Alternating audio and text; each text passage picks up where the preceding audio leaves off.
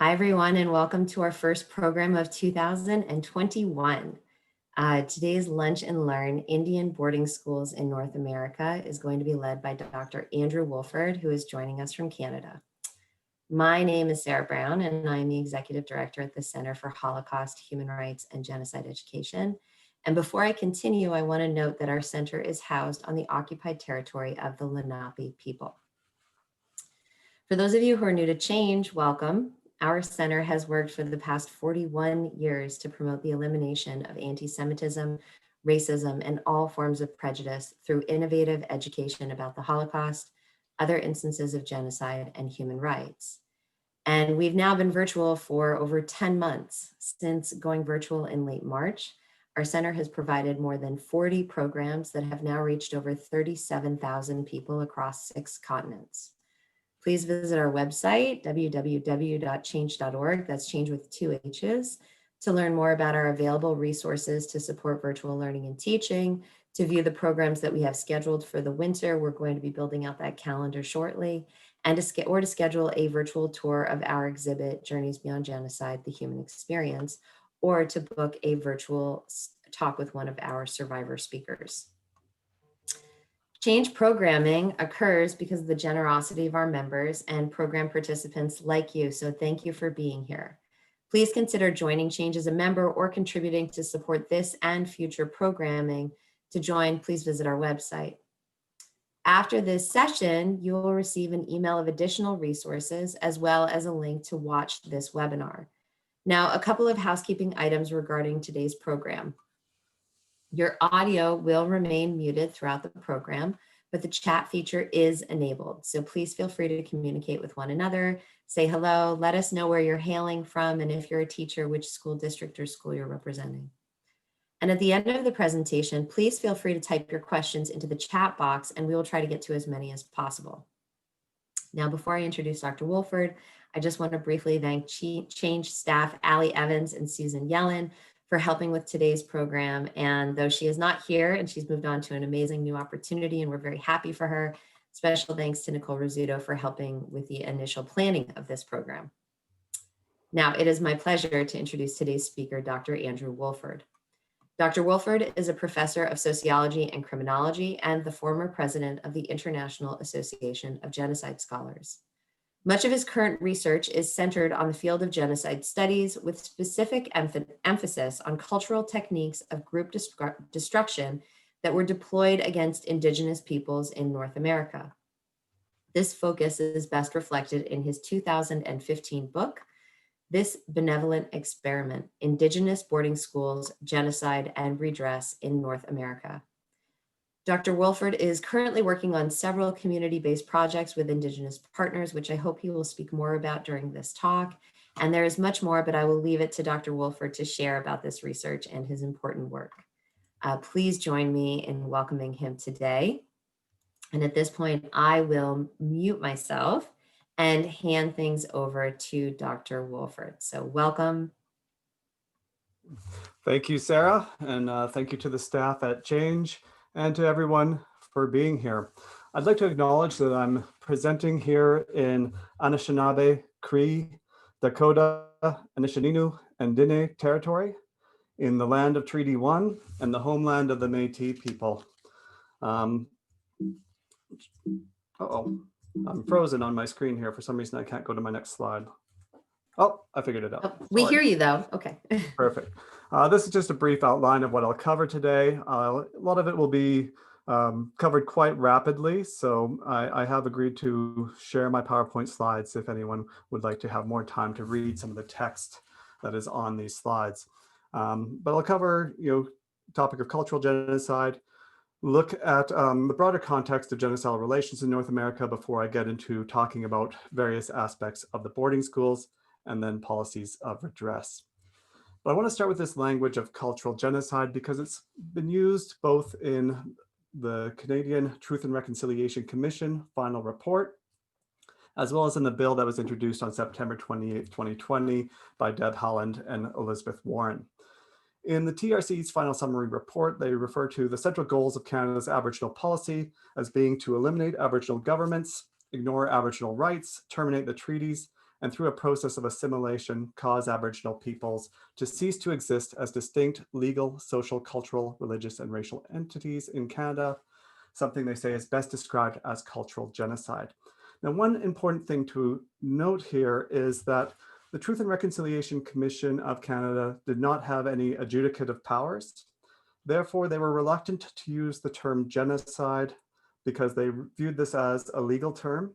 So they chose cultural genocide in part because it reflected what they saw as the destructive efforts of the Canadian government without violating their mandate. You'll also note that they're not just talking about residential schools, as we call them in Canada, or boarding schools, as you would say in the US. They're not just talking about these as being cultural genocide. They're talking about a much broader process.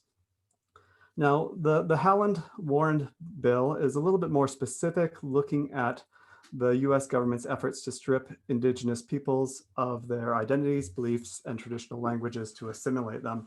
So it doesn't necessarily have as broad a context, and it's not yet clear to me if there'll be any compensatory element to this bill. So these are discussions we can have as we move forward. But I'm going to move to the next slide, because it does raise a question of what do we mean when we say cultural genocide? Is the term merely symbolic? Does it suggest a qualified or lesser form of genocide? Is it different than genocide proper?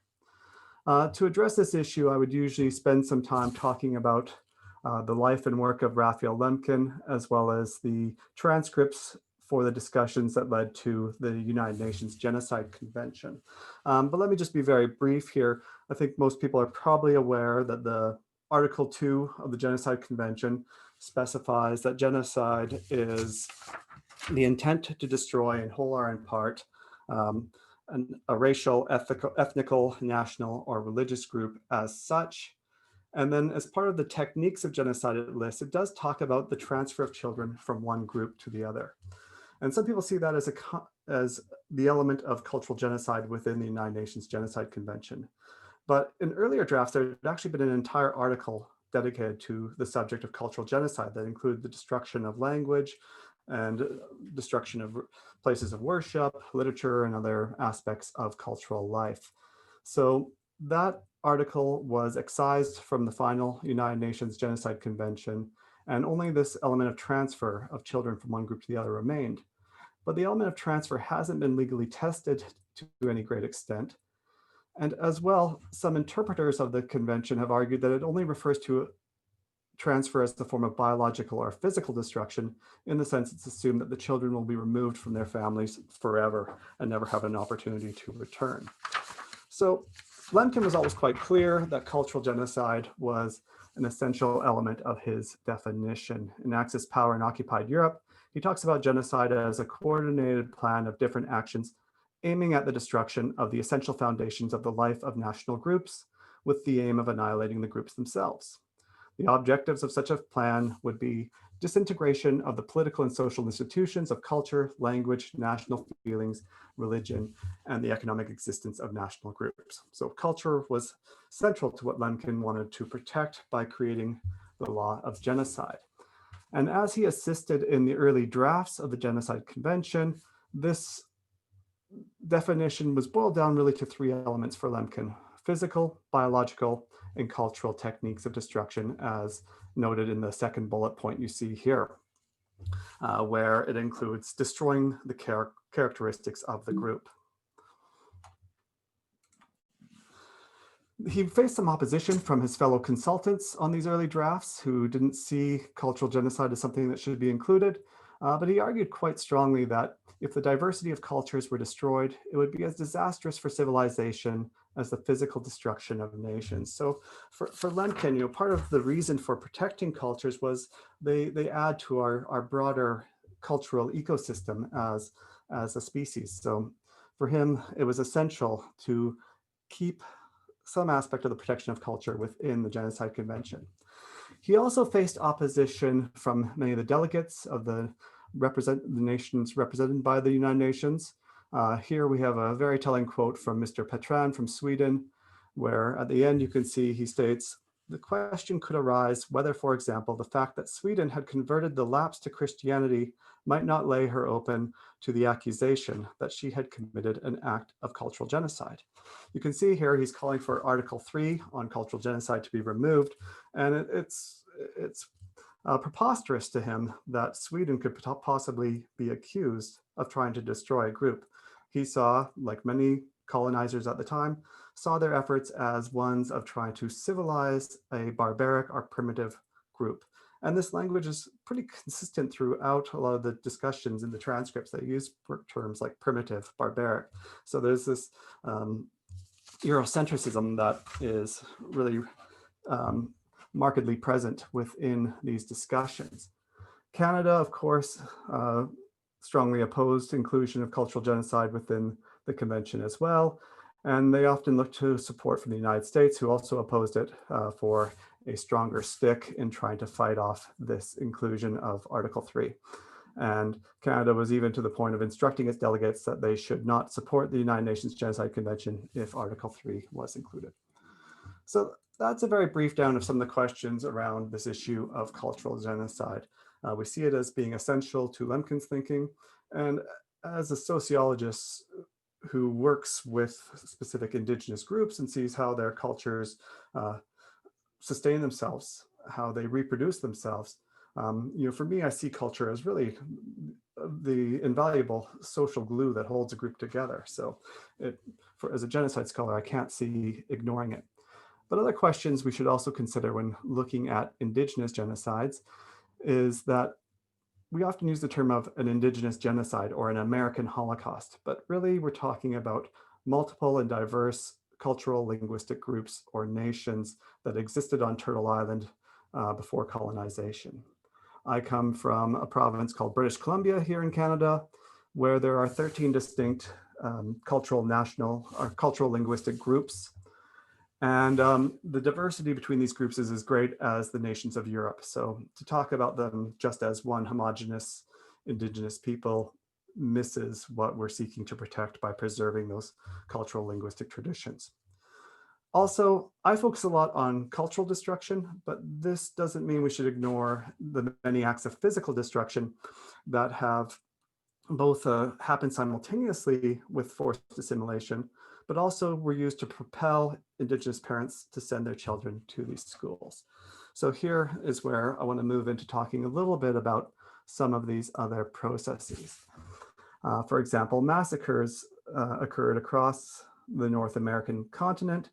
In the US, these were particularly prevalent through the so-called Indian Wars that erupted between the 17th and early 17th century and early 20th century.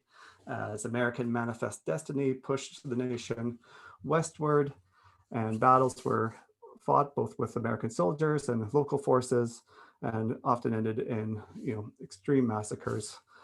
Ben Madley's work, An American Holocaust, is a particularly good example of the sort of destruction that was wrought through massacres, where he looks at the period between 1846 and 1873, and the physical genocide that occurred in California, where the indigenous population was reduced by as much as 80% during this time.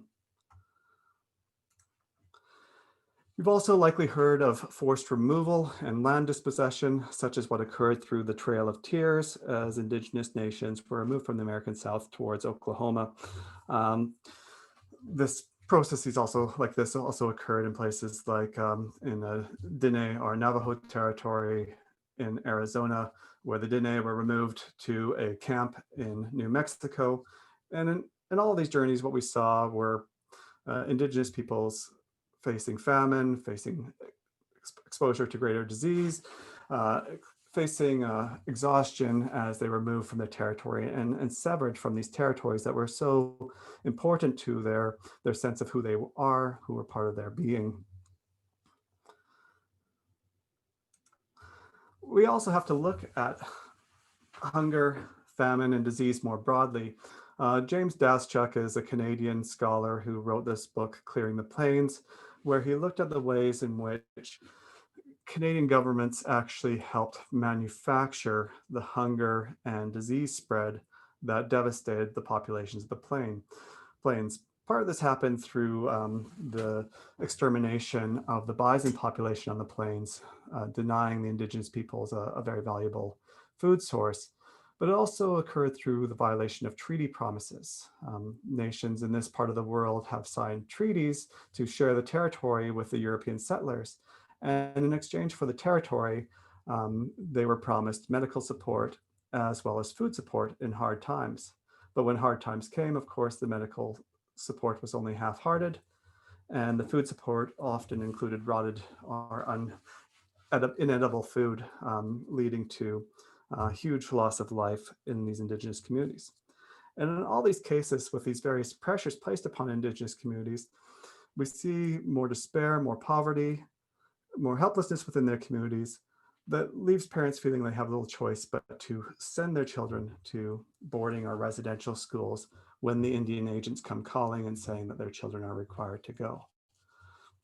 And there's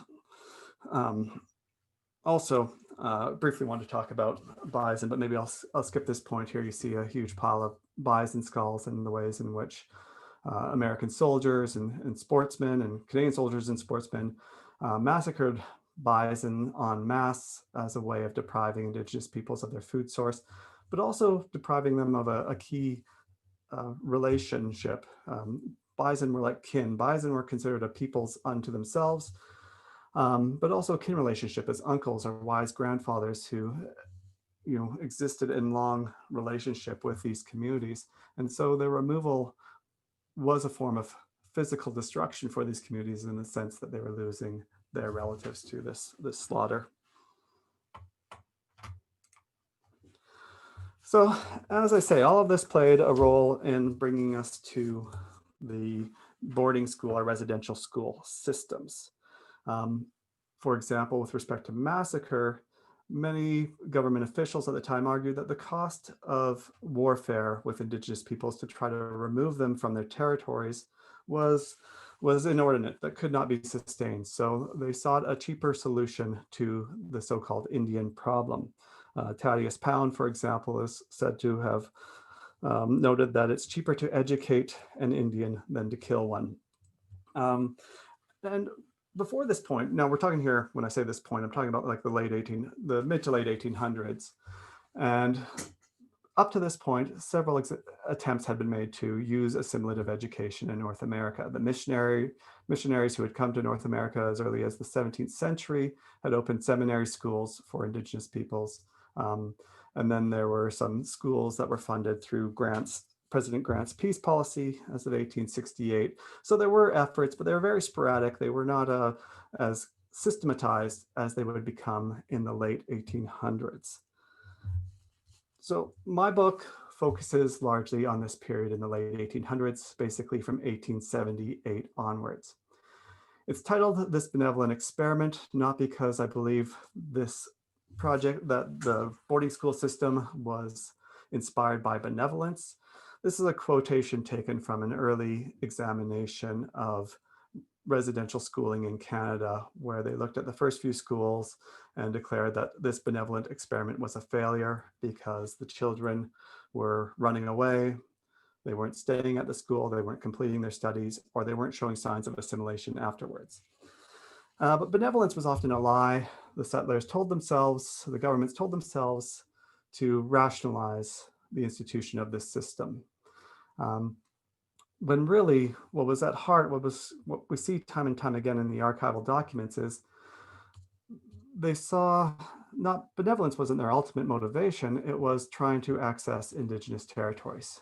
Indigenous adults were seen as being stubborn, they were seen as being obstacles for national development, obstacles to land acquisition, and therefore the idea was that by focusing on children, indigenous peoples could be transformed to be more amenable to settlement. What I'm focused on more here is this idea of an experiment, that they thought a huge social engineering experiment could take place to sever a people from their cultures, from their traditions, and from their ways of being. So I'd like to start talking about the residential schools with a quotation from Mary Chhange, who's an elder and survivor with whom I've worked here in Canada. And she talks about her first few years at Fort Alexander Indian Residential School in Manitoba, and how after being subjected to this disparagement of her culture, by the time when she went home one summer and she heard her parents speaking in their Anishinaabe language, she hated them. She was just so seized with anger that she felt she hated their brown faces. I hated them because they're Indians. And she stood up to her father and told him that we only speak English in this house, which was such a drastic action for a young Indigenous person to take to show this disrespect to elders in her community. But it illustrates, this severing, the way in which the children were disconnected from their families, from their communities, from their nations. Children were told not to even refer to their mom and dad as mom and dad. They were to be referred to by their Christian names, never their Indigenous names, but their Christian names, because the school was really the substitute parent. The school was taking over that socializing, nurturing role, allegedly. So this brings me to my discussion of, well, do we see any sort of general motivation or general intent guiding this system? And where I document this most is around the issue of this discussion of the Indian problem or the Indian question. It wasn't uncommon at this time, as many of you will know, for colonizers or other powerful governments to refer to their subject or minority populations as a problem or question. And there was even the British, had another Indian problem that they referred to that was in India itself. But the Indian problem in North America takes a very specific shape, and it takes the shape of seeing Indigenous peoples as being obstacles to the building of the nations, as obstacles to development, and as barriers to railways, settlement, and other projects that are underway. So the Indian problem provides a framing, a way to try to think about how can we change this population so as to allow for the North American nation to set itself up the way, or the American and Canadian nations to set themselves up the way that they would like. We see here, for example, in Francis Amasa Walker's book, The Indian Question. Walker was commissioner of the Bureau of Indian Affairs from 1871 to 1872. Him raising this question: what shall be done with the Indian as an obstacle to national progress? This is, the way in which people are often thinking about the problem, what they see as a problem at that time.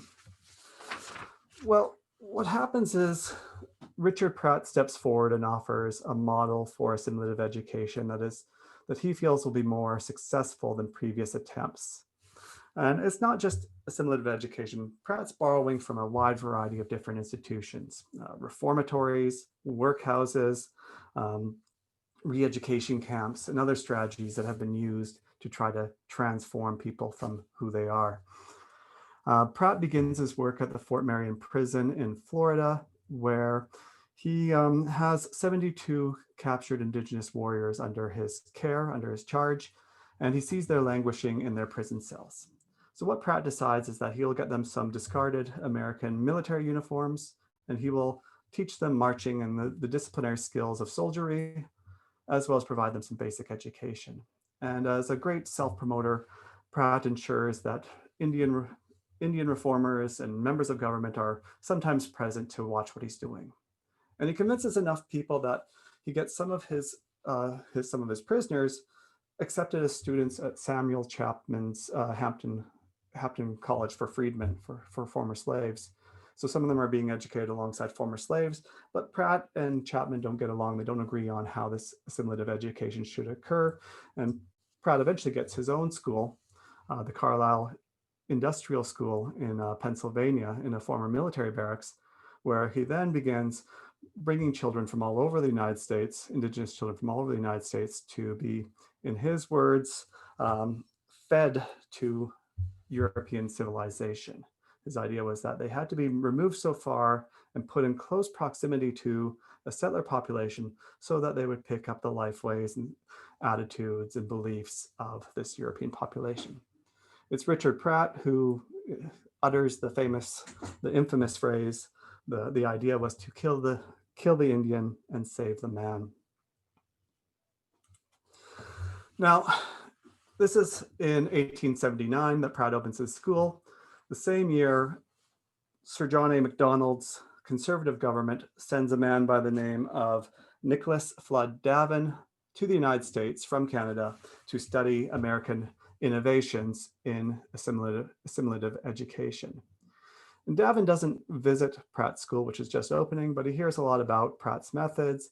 And he comes back to Canada and he's saying, okay, this is a great idea for Canada. We need to open these industrial schools, forget some of our previous efforts and really, focus on this model. But the one variation he suggests in Canada is that these schools be run by the missionaries who are already living in the Indigenous communities, who have already set up there and who, would save the government, he thinks, some money because Canada's Indigenous population is dispersed widely in far-flung places.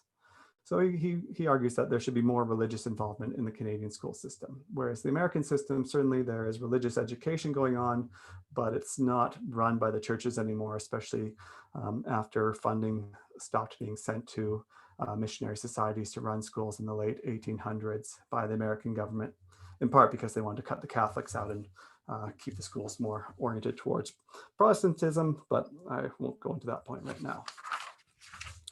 So with Pratt, we see an institutional model. I'm going to try to finish up here very quickly. An institutional model based upon really military forms of discipline. Students often wear military uniforms. They engage in marching. They do roll call and inspection. Bugles sound various changes during the day. The clock is set to this military beat. Whereas in the Canadian schools, as you would expect, since they're run by the missionaries, it's monastic discipline that is the primary factor that shapes the students and tries to reshape their souls. So regular prayer, as you can see here, confessionals, silence in at mealtime, silence when moving between classes, and most of the education is strictly a religious education that's provided.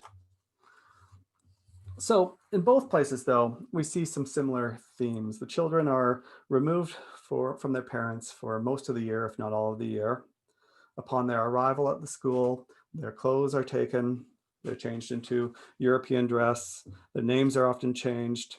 The school uniforms they're given often aren't appropriate for the conditions in which they live, particularly in colder climates. And also as well, like the buildings aren't always insulated to withstand the cold weather in these climates. Then you have poor ventilation, which ensures that any diseases that exist amongst the children are well spread or are rapidly spread, as we would understand today. There's extreme forms of sexual violence and physical violence that recur at these institutions.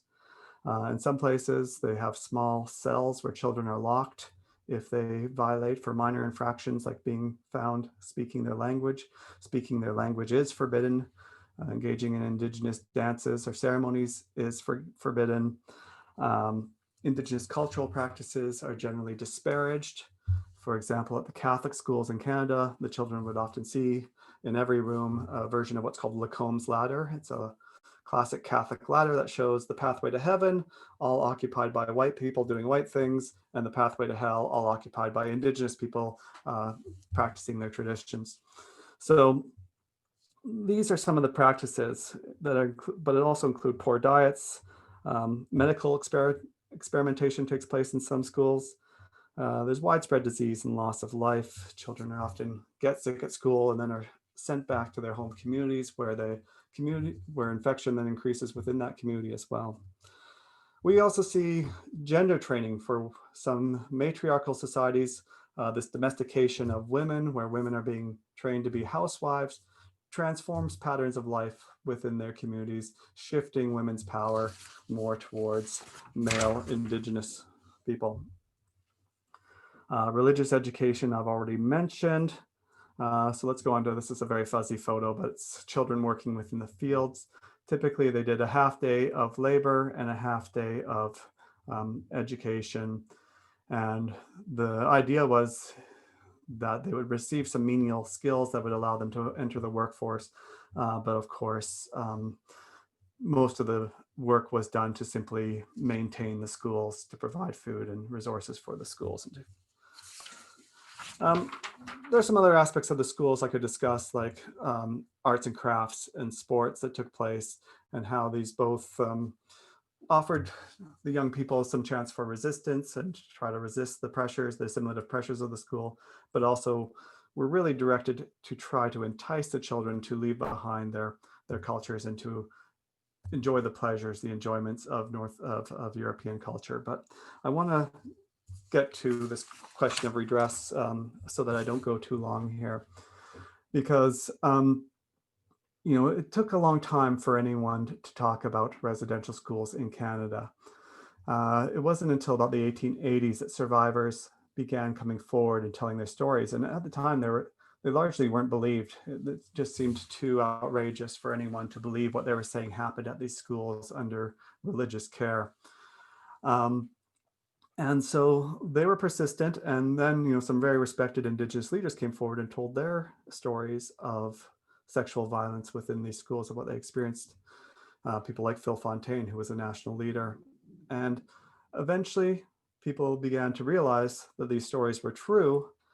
And the Indigenous survivors themselves formed class action lawsuits against the government and the churches, which were looking like they were going to be successful in the courts, and that they were going to have huge liabilities that would probably bankrupt the churches and set the government back to back huge sums. So all the pressure was there for the government to settle. This was not something the Canadian government did out of the goodness of its heart.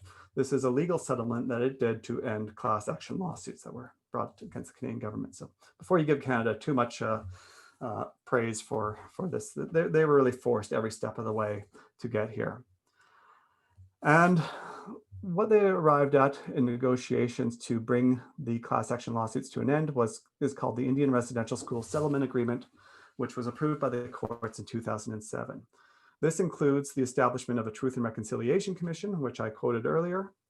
The Truth and Reconciliation Commission had 7 large city-based meetings during its 4 years of operation, but also held several smaller community events at which testimony was gathered from survivors and other people who had participated in the residential school system.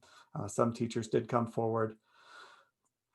So through that, Canada gained an extensive amount of testimony, but also gathered many of the archival documents that were the basis that show how the schools operated. So this allowed the TRC to write a 5-volume report that's one of the most thorough accountings of the system we've seen, is the most thorough accounting of the system we've seen in Canada. There was also a compensatory dimension, the Common Experience Payment, that's what CEP stands for here, Common Experience Payment, was a lump sum payment given to all residential school survivors. And then the independent assessment process was an actuarial-based compensation program that provided money for the experience of sexual and physical violence within the schools specifically. And finally, not part of this settlement agreement, but something that was provided, which was demanded as a show of good faith before the Indigenous leaders would agree to sign the agreement, was that the government made an apology before the House of Commons in Canada, in which they not only recognized the sexual and physical violence of the schools, which they had done before, they recognized the attempted cultural destruction within these schools. They didn't use the word genocide. The Canadian government has since used the term to describe the era, but at this time they did not. Still, recognizing the cultural destruction that was the main goal of the schools was a big moment, even though there were other problems with the apology if we really wanted to dissect it. So this could lead to the impression that Canada is further on the path to redress than the US, but there's also lessons to learn from the limitations of the Canadian process.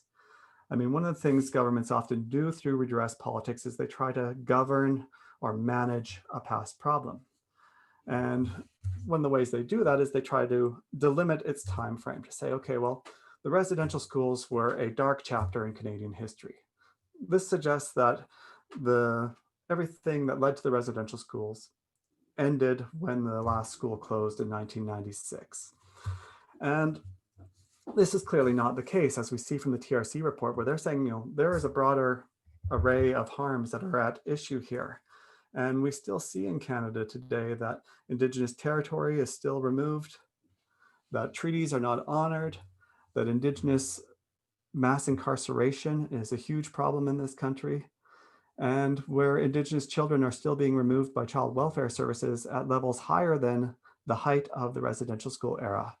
So different systems are still taking Indigenous children away. Some of the same processes are happening, but Canada's settlement agreement allowed Canada to treat this as a past problem rather than as a continuing problem.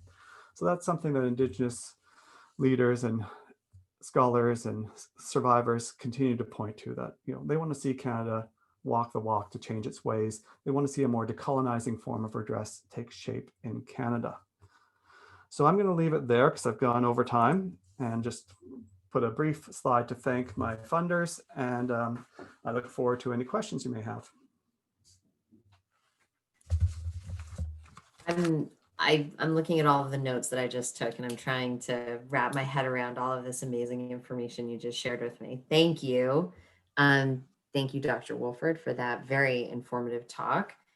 I'm going to open with a couple of questions that I have just based on what I was following, and give everybody time to, if you have any questions, please put them in the chat box, and then I'll happily share them out with Dr. Woolford for discussion.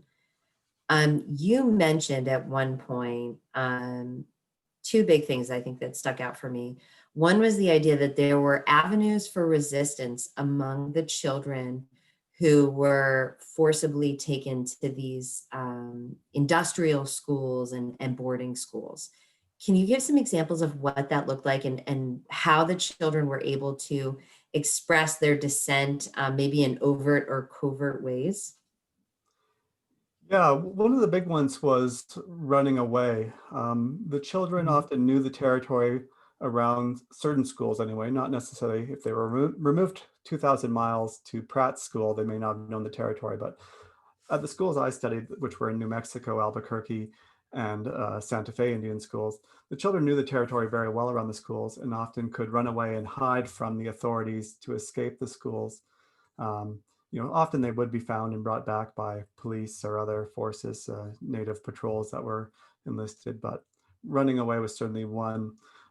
Suicides were too common. I mean, it's seeing suicide as a form of resistance, but it is sort of the ultimate refusal to participate. But what you also hear from the survivors when you meet with them and talk to them is also a great deal of mischief. These were, the schools were designed to be surveillance spaces where the children were always watched by someone, but they would find opportunities to, maybe sneak away and secretly use their language. So when some of the survivors I work with here, who attended this Fort Alexander Indian residential school, which was, by all accounts, a terrible place, a supervisor got called away from their dorm at one moment. And at that moment, they just erupted in a huge pillow fight, and their pillows exploded everywhere. And like, this is the sort of one moment of fun they recall having in this bleak years of their residential school life. So there's little things like that where they tried to prank a nun, or where they fought back a little bit. You also mentioned that the government in Canada in particular had issued an apology, and there have been various, maybe not sufficient, but various efforts to acknowledge and redress the harms that were perpetrated. Was there any similar process undertaken by the religious powers that were behind the schools as well? Yeah, so most of the churches have issued apologies. Some were sooner than later. The United Church of Canada, which is a little bit different than the United Church in the United States. It was formed through Presbyterian and Methodist churches who both ran residential schools. And they issued, I think, one of the first apologies. They became aware of this. They admitted to it at an earlier stage than, say, the Catholic Church, which was slower to apologize, and it has generally been more withholding of its archival documents. But nonetheless, the Catholic Church has apologized. And certainly in some of the stuff I've been organizing here, I've been working with residential school survivors from a residential school here in Winnipeg, All the churches were present at the reunion event that we hosted for the survivors who were still alive from the school, because they never had celebrations, they never had birthday parties, they never had anything to mark special days at their schools so much. Well, sometimes Christmas, religious holidays were marked in ceremonial fashion, but so we held a reunion and all the churches attended, and all the churches made supper for the survivors and sat down and had that sort of everyday kind of reconciliation experience with priests and nuns, and there were also sometimes priests and nuns and religious people who themselves resisted the system. They saw what damage it was being done to the students. So there's a nun who was a cook at one of the schools who I've worked with here, and she snuck food to the children because she knew they were being underfed. She was being asked to feed teenagers at a per diem rate that was set for 6-year-olds, and it wasn't even enough to feed 6-year-olds, and these teenagers were hungry all the time, as teenagers are. And so she would leave her loaves of bread down the hall so that they could come and think that they were stealing food, but it was her allowing them to steal food. So sometimes you do find people who resisted this system and allowed for this. So those everyday acts of reconciliation sometimes are very powerful, and between the churches and the Indigenous communities, more so than the apologies. Mm. You mentioned that some of the schools were open as late as 1996. Can you say a little bit about what they were doing open even until then? Yeah, whereas many of the American schools, by that point had shifted to being, Indigenous boarding schools, but largely Indigenous run boarding schools, like the ones at Albuquerque and Santa Fe. There was only really one Canadian one that was still operating in 1996 under government control. So most had started to disappear in the 1970s and 1980s, where they began to accept that this was a very expensive failure, that it was not having the impact that had been hoped, and actually that the consequences as Indigenous organization became more vocal on the subject, that the schools were having very problematic effects for the Indigenous communities. Can you say a little bit about the average age of the children when they were taken from their home? How young were they? And maybe a little bit about their access to their communities. Were they allowed to visit home? How often did they visit? What were the parameters? What did the average school look like in terms of the restrictions placed on these children and when they were forcibly brought in? Yeah, I mean, in many ways, the US had a much more organized system that they tried to implement, where there were day schools located close to the reserves. And then students might be sent, for the middle years to a reservation-based boarding school before they'd be sent to a non-reservation-based boarding school. So there was an idea that there'd be a progression, that the children would start to get an assimilative education at younger ages, closer to their home communities. But then you look at the archives and you see that there's young children. The Holland and Warren bill suggests that they're sent as young as 4, but as young as 5. But I saw children as young as 4 being sent to these schools, or some children being born in the schools and raised there because their parents were attending the school when they got pregnant, and so the child became basically property of the school.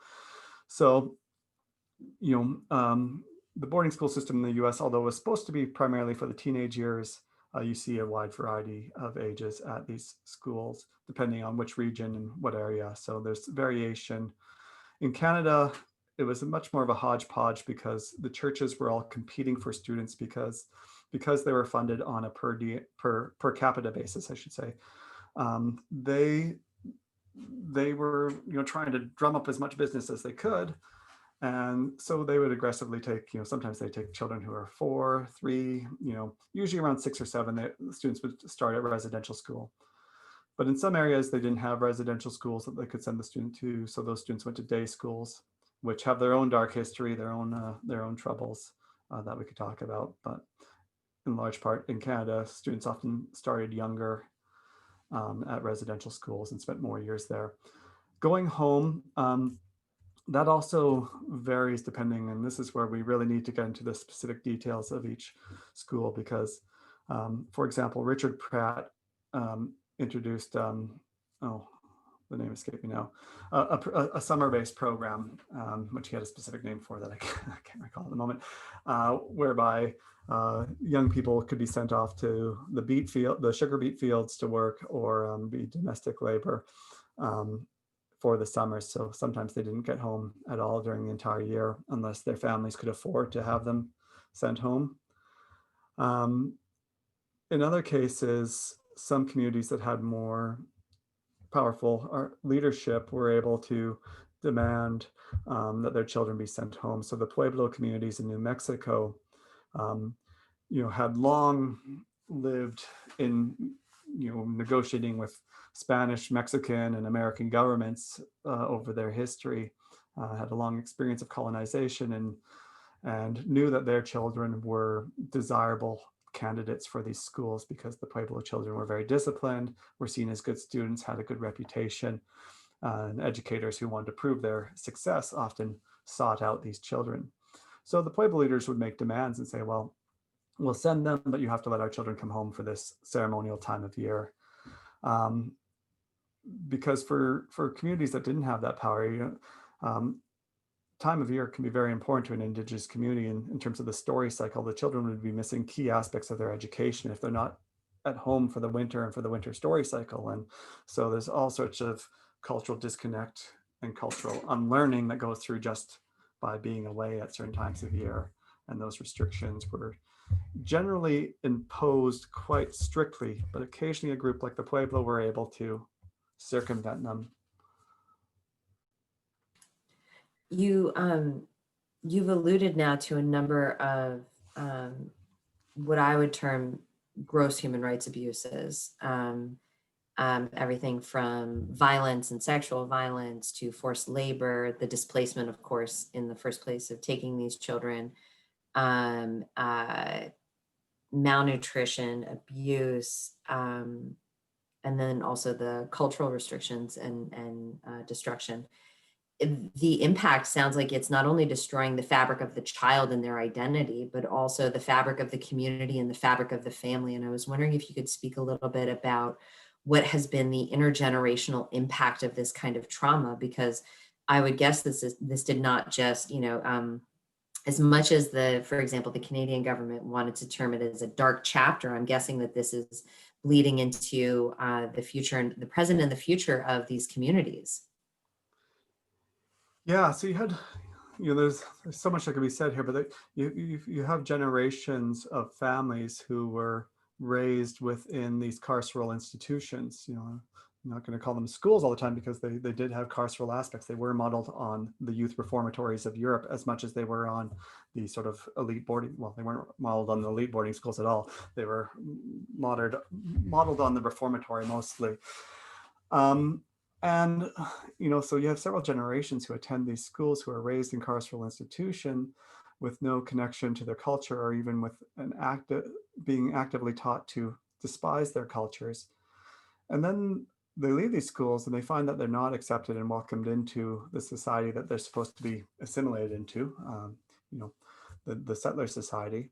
And then they're no longer they no longer fit within their home community. So they become, like many describe, being like lost souls, of being people without an identity. One person describes himself as being a stone person, and like for him, forming relationships was like buying a car or shopping for a stereo. Like he had no ability for that human emotional connection, and that absence often led to addiction, cycles of violence within families. All of the things you've heard about that plague Indigenous communities are traceable to this initial experience within residential schools, where so many experienced sexual and physical violence and had no human contact. I mean, you don't get a hug from a nun, right? You get a slap. So it had long-lasting impacts, and yeah, on an individual level, so people talk about physical, sexual, but also emotional and spiritual violence that they suffered, that becomes a lifelong healing journey for these survivors. And then, as you stated, like, you know, the community, like for me as a sociologist, I'm mostly looking at the collective impact and the ways in which the communities suffer, struggle, where, you know, there's no longer any elders in the community who can teach the traditions, who can teach the language. So you have language loss, and with every language loss, you have knowledge loss. So, and the Indigenous knowledge is more and more being recognized as containing important knowledge about the ecologies we live in.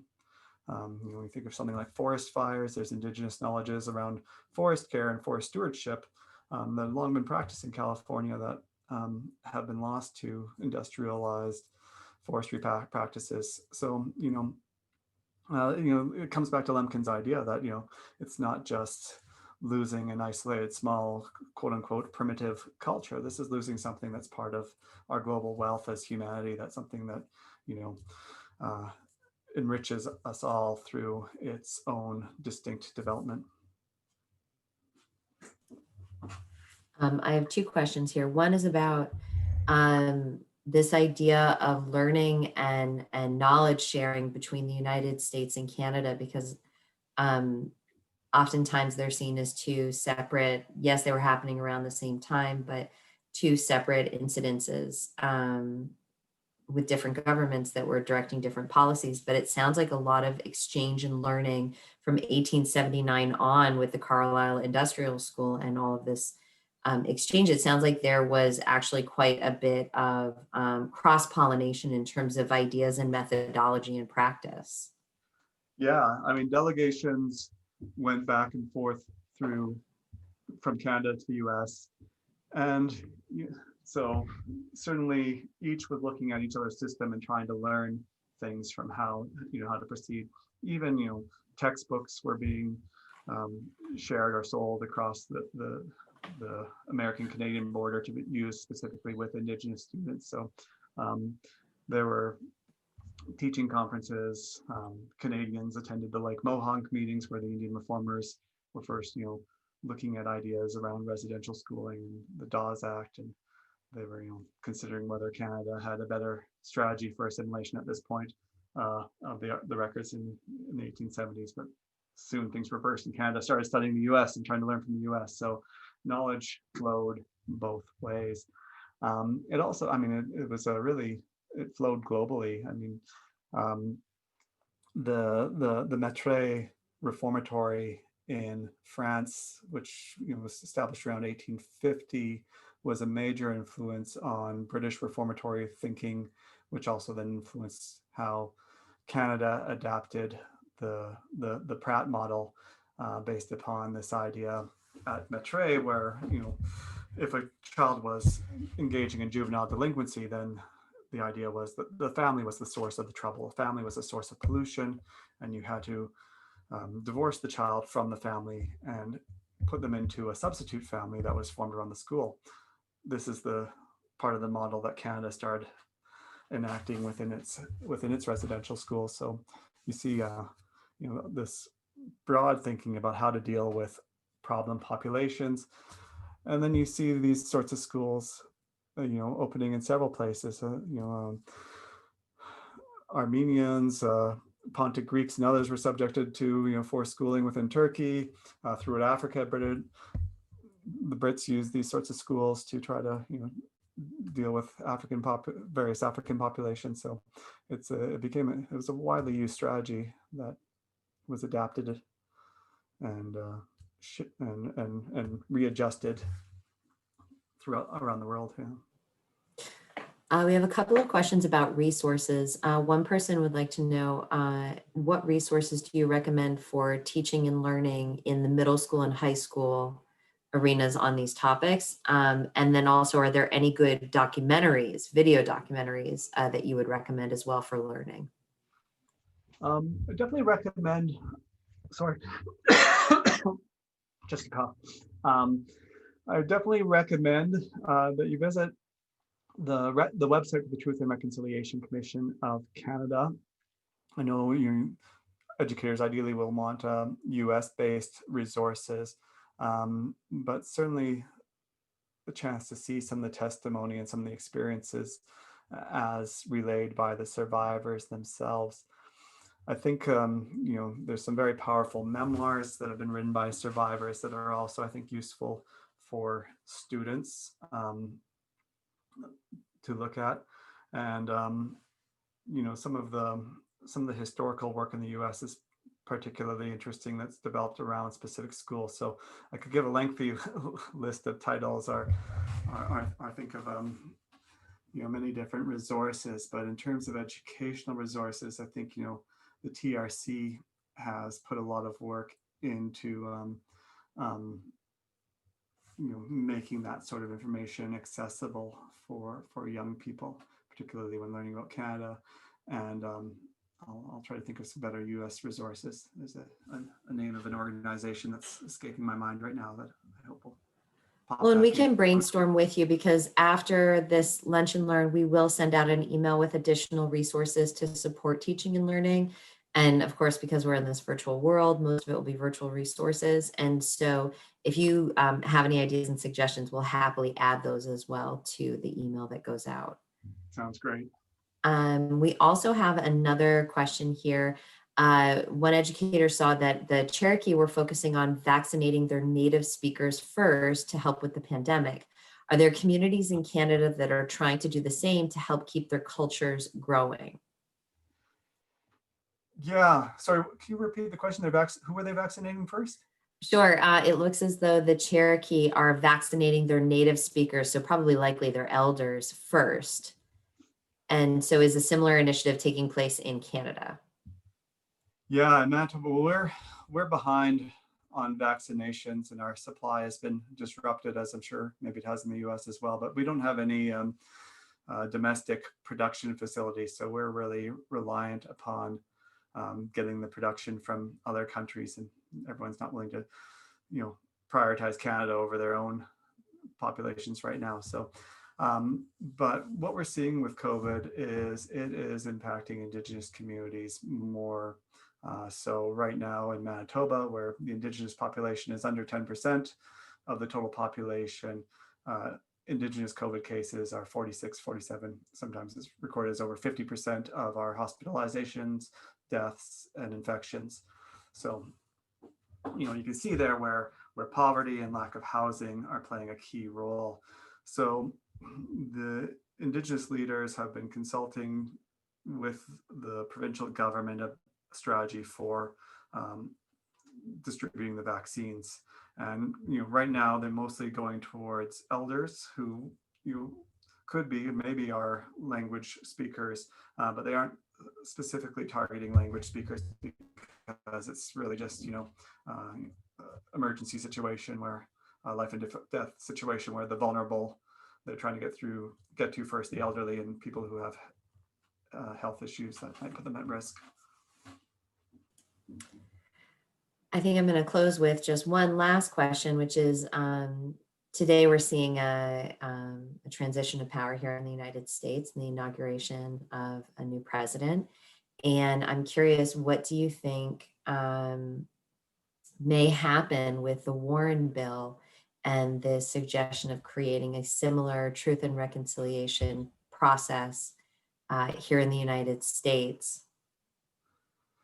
Yeah, I think I always have trouble predicting the United States because, for Canada, some differences we have is that, slavery is less a pressing issue here. So we're not, even though Canada does have a negative history with slavery, Canadians don't always register to the same extent. So we don't have necessarily people feeling that there's different foci for grappling with the past. So Indigenous politics, has a primary position there, but it's also primary because we have Indigenous people make up a larger percentage of our population and have pan-Indigenous groups that really help them mobilize.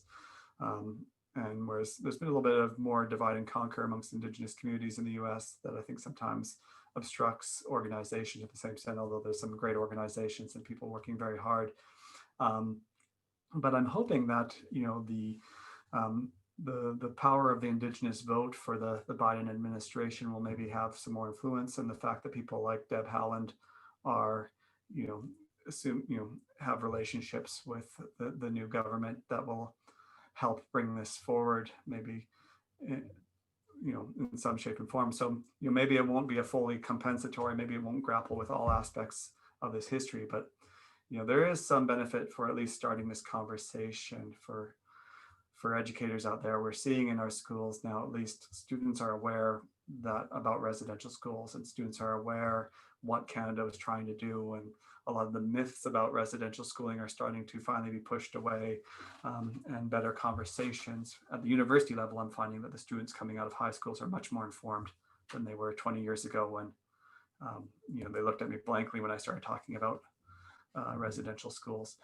So, there's slow and gradual change. So I hope the fact that, like that the Diné population was so fundamental to Biden winning Arizona and states like that will maybe give them some clout in terms of pushing these policies forward.